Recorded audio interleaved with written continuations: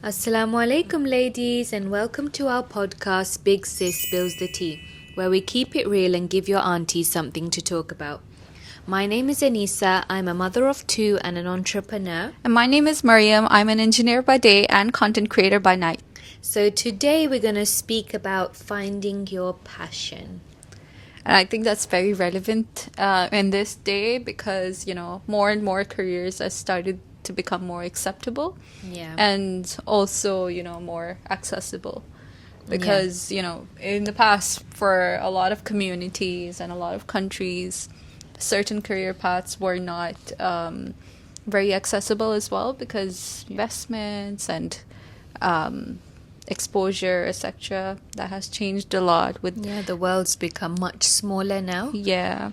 And then, when you have like social media and, digital platforms, you can start so many businesses without investing much. Nowadays, it's more about building your brand rather than what it is you're giving. Yeah, exactly. Yeah. And then anyone can do that. You can just build a brand and you can do anything. Yeah, exactly. So I think more and more people have started to talk about what their passion is and following their passion. And there's a lot of talk on, finding your passion and how to do that, etc. But personally, I think, and I was doing a lot of research in this topic as well. Personally, I do think, and there's also one thing that I read about this, that, your passion is something that's always in front of you, but you don't notice that as like something that you can, pursue seriously.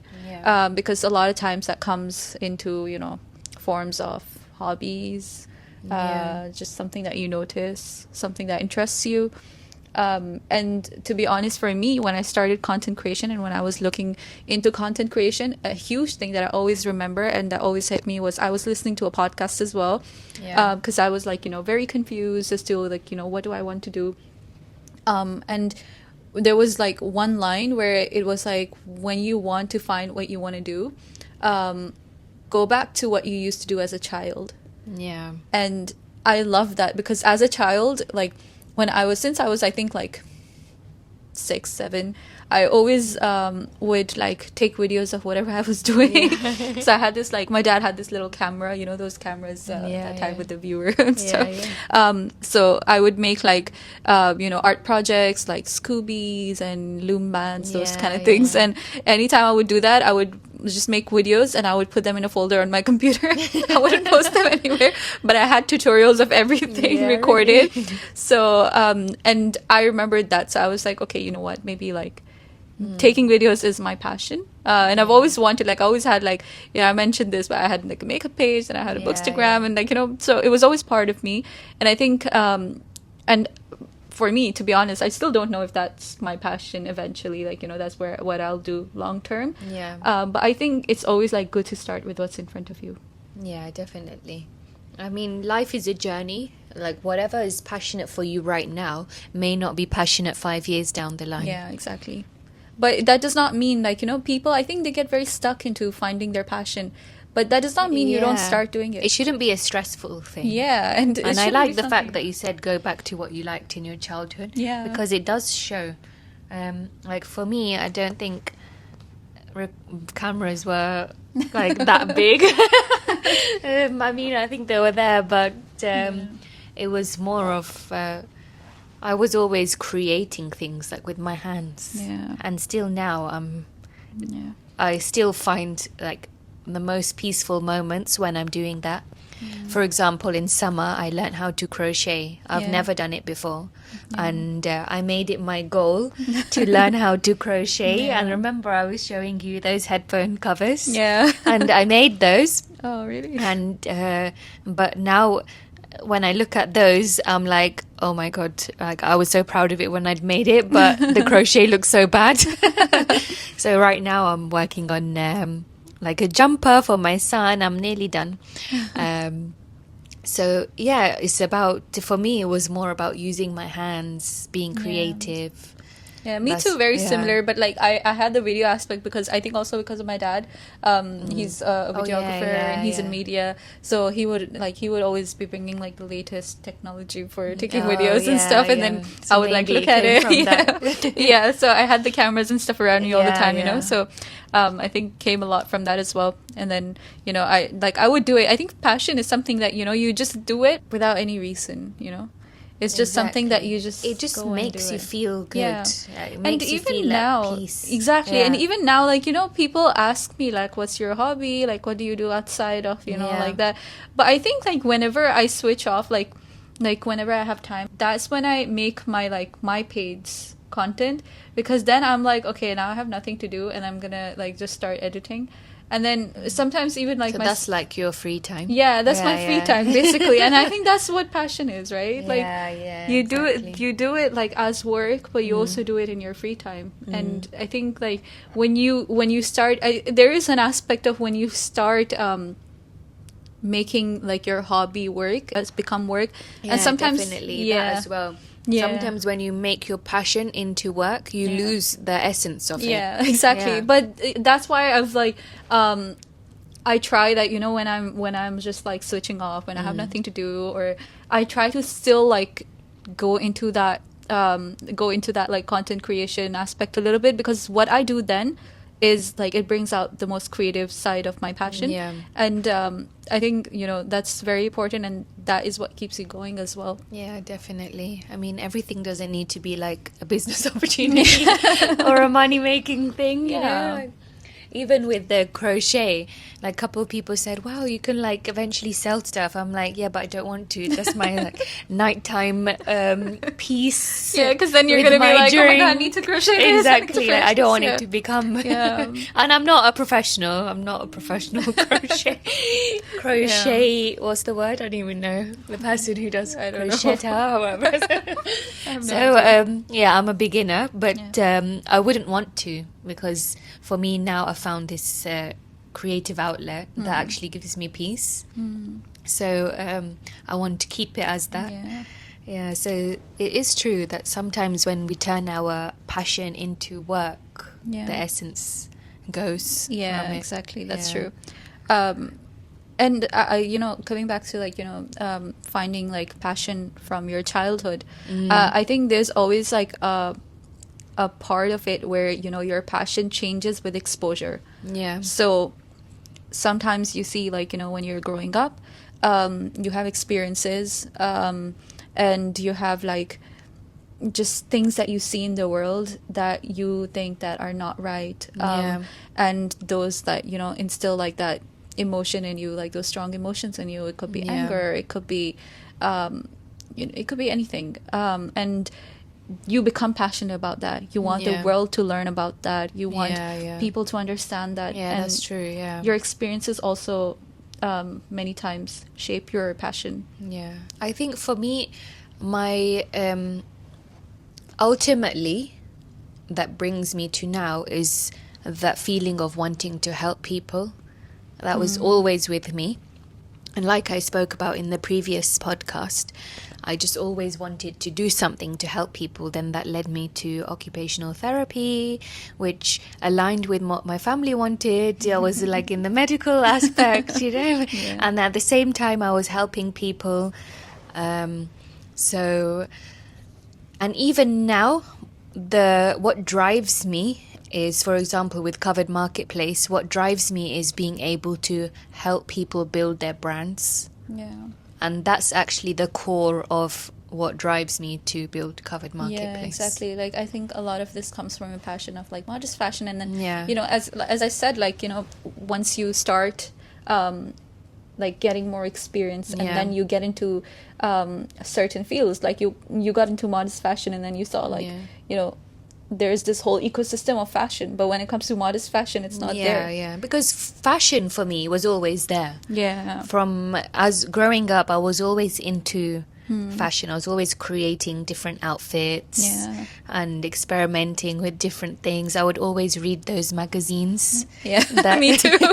Those fashion magazines, and I'll be like folding the pages and I'll try to recreate the looks. I love doing that. That was my creative outlet, but it's not what drives me. It's the behind, the helping. Exactly. Now what drives me is helping others to build their brands through my creative aspect. Agree. Yeah. And I think, like I said earlier, that your passion, sometimes it will change. Yeah. And especially like what you said about when you see the world, when you see different things happening in the world, it does change. Yeah. But there's always that core. Yeah. And you might come back to it later in life. Exactly. But at the present time, it may not be something that aligns with you, aligns with your current situation. So you may come back to it later. Yeah. But it's not. It's a journey. Exactly. Yeah. Yeah, it's a journey. And I think like for me as well, like because I have the engineering side, and then I have the content creation side. That's like, I would say content creation is more of my passion. Yeah.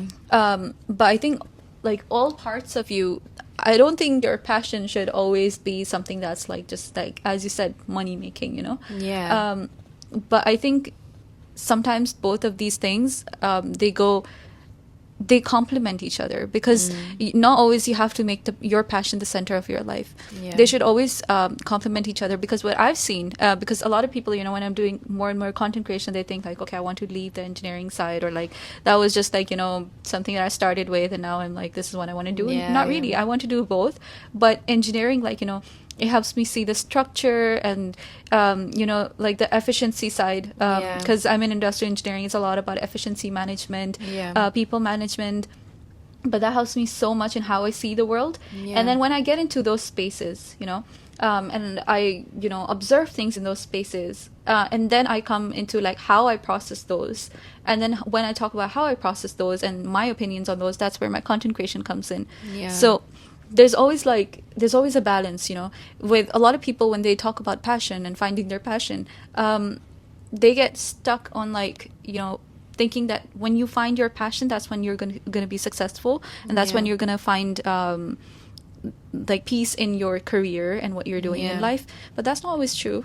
You can always be, if you're doing something and you're very content with it, but that's not eventually like all you want to do. Sometimes it's about that. You want to do that, but that's not all you want to do. You want to do something more. And like, for me, like as I said, like the creative side, and then like I wanted to complement the creative side. And then maybe eventually, that will change. And from what I see, like from now, what I see myself doing is always like something that has the tech side, but also the creative side.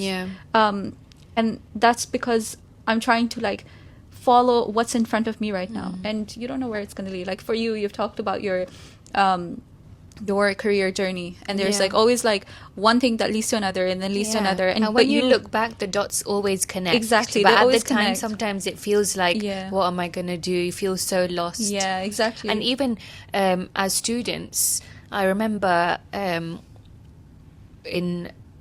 like even with my sisters, for example, they wanted to do something that they were passionate about, but they didn't meet the grades, and then they felt lost. What do I do now? And then it led them to something else. Exactly. So that's why it's always like, you should always think that whatever happens, it's always a redirection. And then at the time they might not be feeling great, but they do it, and it's just sometimes it's just a stepping stone to the next destination. I 100% agree with this. Actually, like when I in my first university, at one point I lost my scholarship. That's not when I transferred, but I did consider transferring at that time. And at that time, I did not have this mindset at all. And when I heard about that, literally for like a week, and I was in bed and I was depressed. But now, like, alhamdulillah, now I would never process, things like that.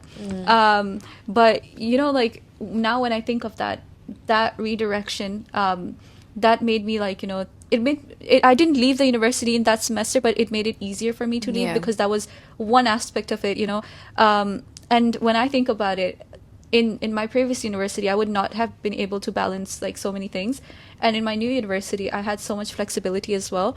And that flexibility led me to, work on myself and work on content creation. And if I was still stuck in that environment, I never would have done that.